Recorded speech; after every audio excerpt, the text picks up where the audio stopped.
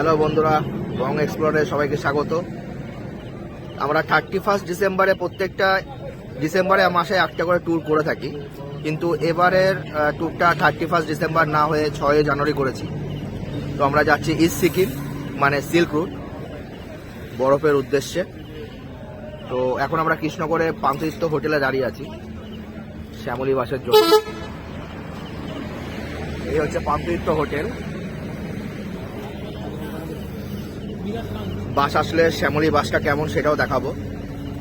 তো আগে বাস আসুক, তারপর আবার ভিডিওতে আসছি। টাটা। ফাইনালি আমাদের বাস চলে এসছে। এখন 11টা বাজে। দেখে নাও আমাদের বাসটা।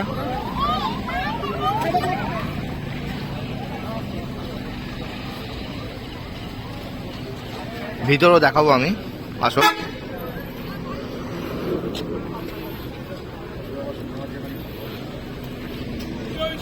চলো চলো চলো। এখন আমাদের লাগেজ ঢুকানো হচ্ছে। লাগেজটা ঢুকিয়ে নিয়ে তবে কথা হচ্ছে। এখন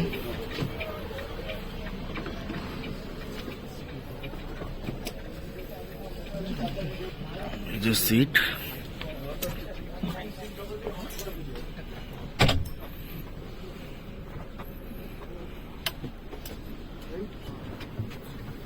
পার হচ্ছে।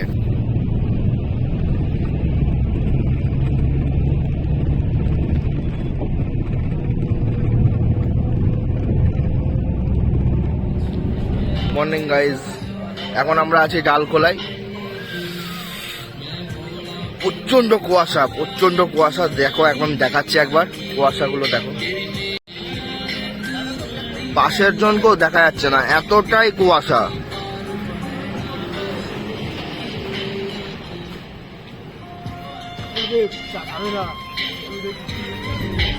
संडे है ना? हाँ संडे है। सब्जी का पूरा भीड़ लगा हुआ है, इसीलिए जाम है आज। এখানে সবজির বাজার, তো তার জন্য এখানে জ্যাম আছে। আমাদের সাথে এই যে মিনাদি, हेलो। তো গাড়ি পেয়ে গেছে, আমরা গাড়িতে বসেও পড়েছি। এই যে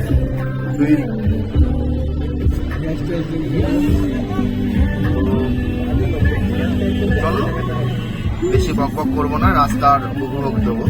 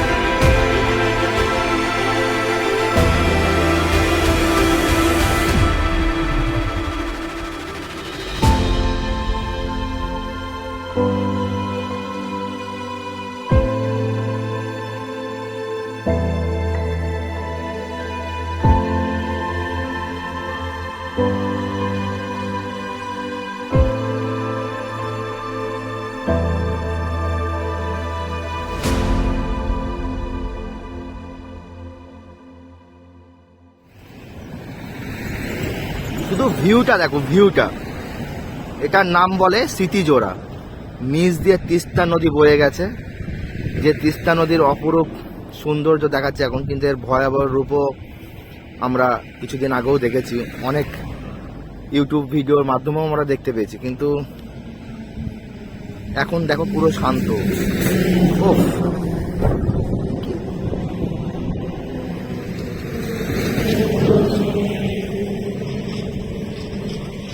অপরূপ সৌন্দর্য লাগছে, মানে নিজের চোখে, পাহাড়ে এসে নিজের চোখে না দেখলে না এ বোঝা যায় না।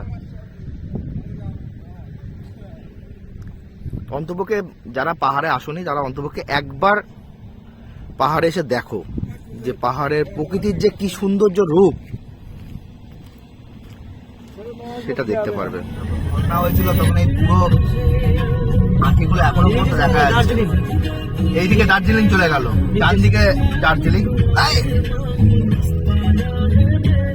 চলে গেছে হ্যাঁ ওই দিকে নিচে চলে গেল দার্জিলিং। আমি যখন এসেছিলাম একবার দার্জিলিং থেকে, তখন এই রাস্তা ধরে এসেছিলাম। এইবার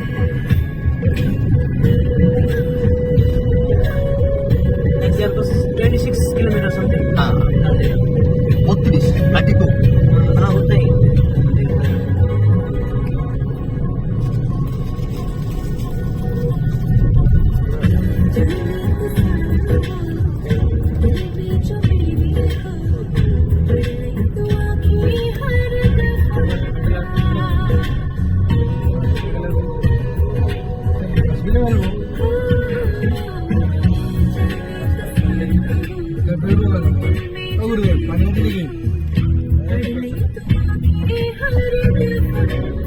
वो देखिए रेल का वो टनल ट्रेन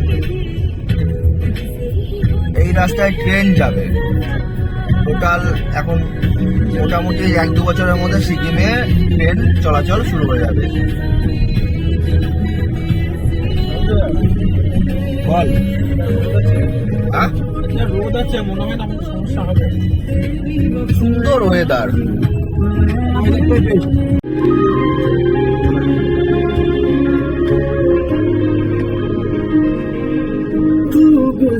রাস্তার এখন কাজ চলছে জোর কদমে। তবে সিকিমের প্রশাসনকে অনেক ধন্যবাদ, কারণ এইদিকে পর্যটকদের এত আনাগোনা, এত তাড়াতাড়ি যে রাস্তাটাকে আবার তৈরি করতে পেরেছে এর জন্য অসংখ্য ধন্যবাদ। কারণ এই পর্যটকের জন্যই কিন্তু এখানকার মানুষের কাজ চলে।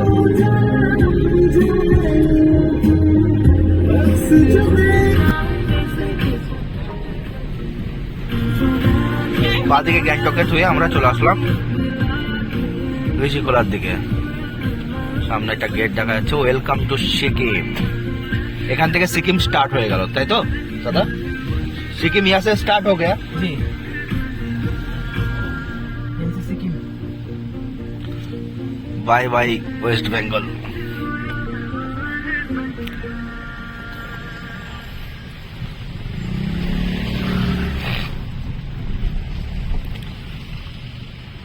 सच्चा सिक्किम।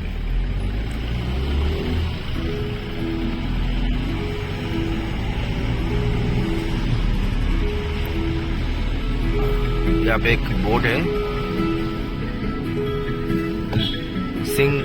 सिंगथम 11 किलोमीटर, रानीपुल 28, গ্যাংটক 40, রারাটং 11।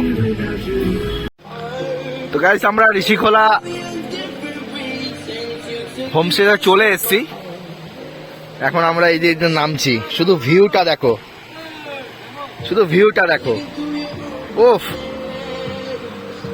ওফ, নিজে চোখে না দেখলে বিশ্বাস করতে পারবে না। চলো আমি আগে নিচে যাই, তারপর তোমাকে পুরো ভিউটা দেখাচ্ছি।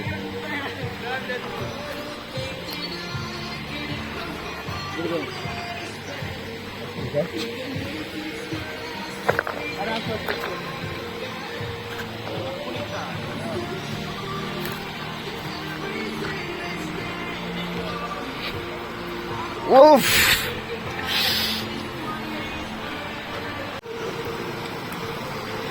তোমরা হয়তো বলতে বিশ্বাস করো না বন্ধু, মানে এ যা স্বপ্নের জায়গা, স্বপ্নের জায়গা।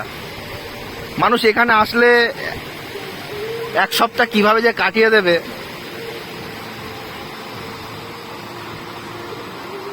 আজকে আমরা যে হোমস্টেতে আছি সেখানে মাত্র আমরা 3 জনা, আর কেউ নেই। আর এই যে ছেলেপুলেগুলো দেখছো, এই ছেলেপুলেগুলো কিন্তু সব কালিম্পংয়ের। তো বুঝতেই পারছো এগুলো হোমস্টে, কিন্তু এই হোমস্টেগুলো কালিম্পংয়ের। আর এই দিকে হচ্ছে পঙ্কজ প্রধান, মানে হাকুনা মাটাটা এই হোটেলটার নাম। আর এই ব্রিজটা হচ্ছে বর্ডার, মানে সরি বর্ডার বলা ভুল হবে, ঋষিখোলা নদীটা হচ্ছে বর্ডার। এদিকে কালিম্পং, এদিকে সিকিম। ভালো কথা বলছি। আর ঋষিখোলা নামটা হয়েছে আই থিঙ্ক, আমার যেটুকু শোনা সেটা হচ্ছে নাকি অনেক বড় বড় ঋষি মনুবীরা এখানে নাকি সাধনা করতো, ধ্যান করতো, তার জন্য এই রিভারটার নাম ঋষিখোলা হয়েছে।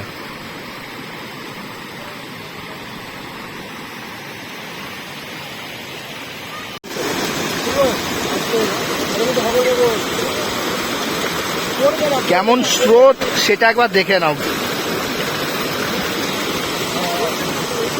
অসাধারণ লাগছে। দুদিকেই পাথর, মধ্যেখান দিয়ে নদী নেমে গেছে, এদিকেও পাহাড় আবার এদিকেও পাহাড়, দুটো পাহাড়ের মধ্যেখান দিয়ে নদী। লাঞ্চ চলছে, ভাত দিয়েছে, সাথে ডাল, আলু ভাজা, আর সাথে দিয়েছে ডিমের কারি। এটা মিল সিস্টেম, দেখা যাক কে কতটা খেতে পারে। ওই খাওয়া শুরু করে দিয়েছে। চলো তাহলে খেয়ে নিয়ে কথা হচ্ছে। হাই ফ্রেন্ডস, ঋষিখোলায় আমাদের আজকের ফার্স্ট ইভিনিং। খুব ঠান্ডা তো না, সেরকম ঠান্ডা বলতে গেলে কৃষ্ণনগরে যেমন এখানেও ঠিক তেমনই, জাস্ট কৃষ্ণনগর থেকে একটু একটু মানে বেশি নদী আছে বলে। হ্যাঁ, এখানে যেহেতু ঋষিখোলার নদী আছে তো তার জন্য ঠান্ডাটা একটু বেশি, সেরকম বেশি না। আমাদের হোমস্টেটাও খুব ভালো। হোমস্টেটাও ভালো। আমরা এখন ইভিনিংয়ে চা দিয়ে গেছেন, সাথে পকোড়া।